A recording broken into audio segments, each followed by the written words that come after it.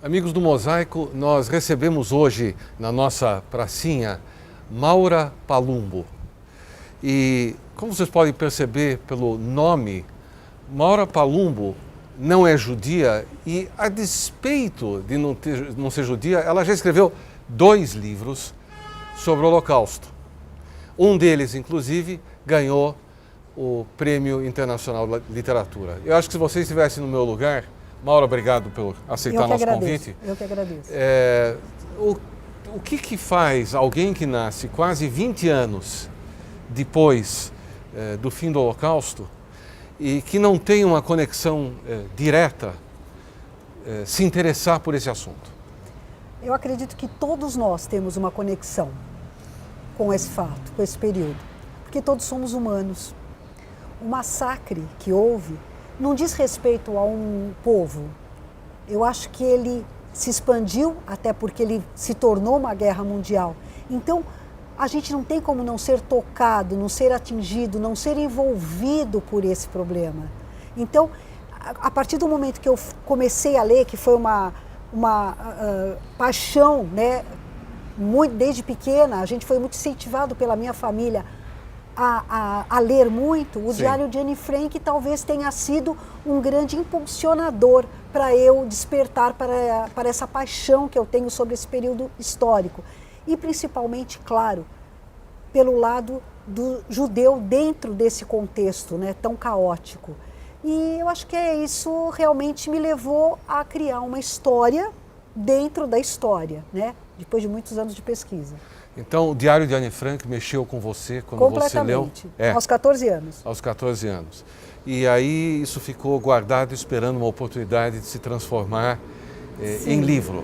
Você era advogada e não sabia que você era escritora?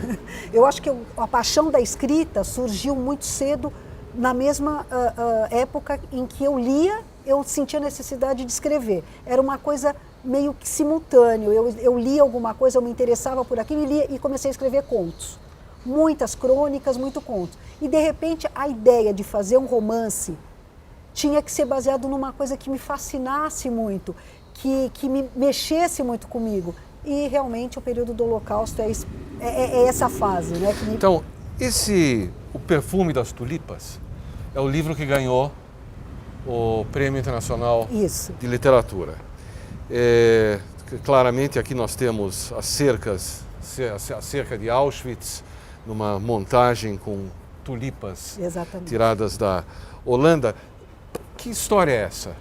Perfume das Tulipas já começa pelo título. Tulipas não têm perfume. Ahá! Opa! As tulipas não têm perfume.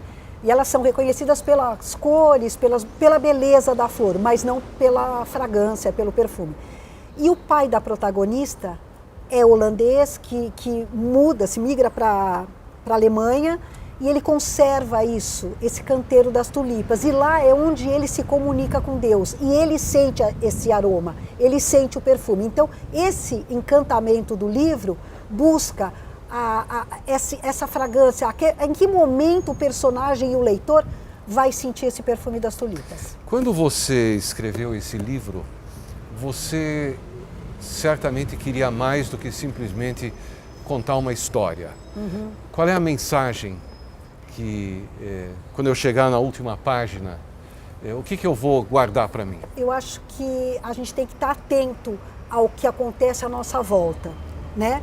E a transformação que isso pode causar, material, moral, política, intelectual, espiritual. Então, de repente, um poder, que eu não vou falar político, eu vou falar que o poder que regeu essa época não se limitava a um poder político, ele era um poder de um serial killer, né? de uma matança em larga escala. Sim. Então, isso não se define, para mim, como política, não se define. E, de repente, se parece que você houve um esvaziamento da pessoa, né? Um poder que esvaziou. Eu esvaziei aquele cidadão para ele se tornar manipulável. Aí que está o perigo, né? A gente estar propenso a fazer coisas que não aconteceria normalmente. A perda material, pessoas virarem cadáveres, a moral, né? Pessoas razoáveis, normais, se virarem criminosos. Como é que essa transformação acontece? Sim. Em que momento ela vai acontecer? E eu acho que fica aqui isso, o Perfume das Tulipas é essa transformação, né, que um poder assassino pode provocar numa nação e no mundo, né? E no mundo.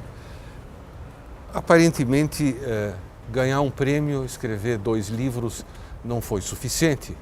E você já está no 3º. Já. Ele tem alguma ligação com o Perfume das Tulipas? Sim, Entre os Canteiros é a última parte do Perfume das Tulipas.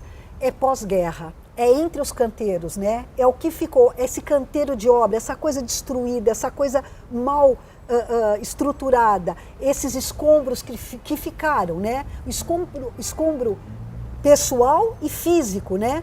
Todos estavam destruídos. É dessa destruição que eu vou cuidar nessa segunda parte, como é essa reconstrução, principalmente, claro, do povo judeu.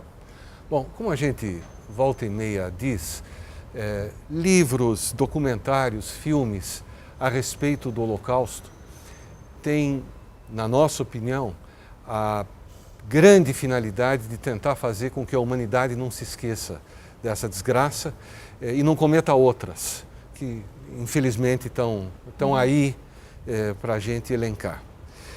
Maura, muito obrigado por nos dar a oportunidade de conversar alguns Muito obrigado, foi minutos. um prazer.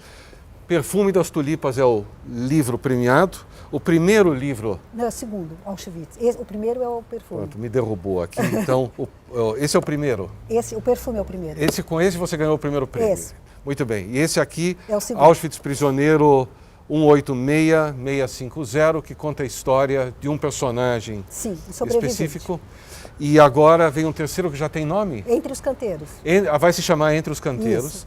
E não está pronto ainda? Não, ainda não está pronto. Tá. Então, bom, enquanto vocês aguardam Entre os Canteiros, vocês podem ficar ou com o Perfume das Tulipas ou com Auschwitz, o Prisioneiro 1886650. Mais uma vez, muito obrigado. Eu que agradeço a oportunidade. O Mosaico volta já já.